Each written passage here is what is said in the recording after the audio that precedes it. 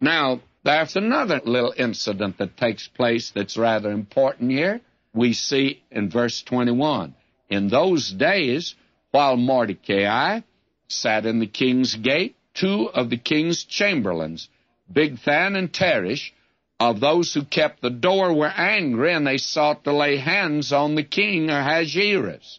And the thing was known to Mordecai, who told it unto Esther the queen, and Esther informed the king of it in Mordecai's name. When inquiry was made of the matter, it was found out.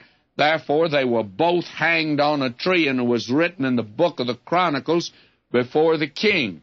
Now, this is quite an interesting incident. This man Mordecai was sitting at the gate. The crowds were coming and going through the gates. There were two men that he heard talking. He heard them mention the name of the king. And he cupped his ears so he could hear, and they were talking about a plot to kill the king. And so Mordecai immediately got word to Esther. And Esther, sitting on the king's right side, why, she reached over and said to him, by the way, you sure didn't make a mistake making this man Mordecai the judge that you have. And look what he's done. He's already discovered two men that are in your employ that are plotting to put you to death. And so the king says, well, I'll get the Secret Service investigating that immediately. And they investigated, and they found out it is true. And so what happened?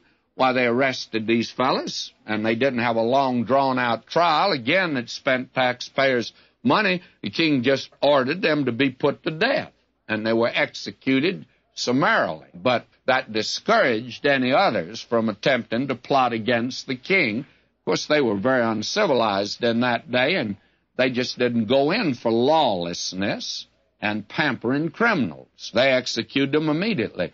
But the thing that's important for us is that was written down in the chronicles of the king, the log, as it were, the minutes, if you please, of the kingdom.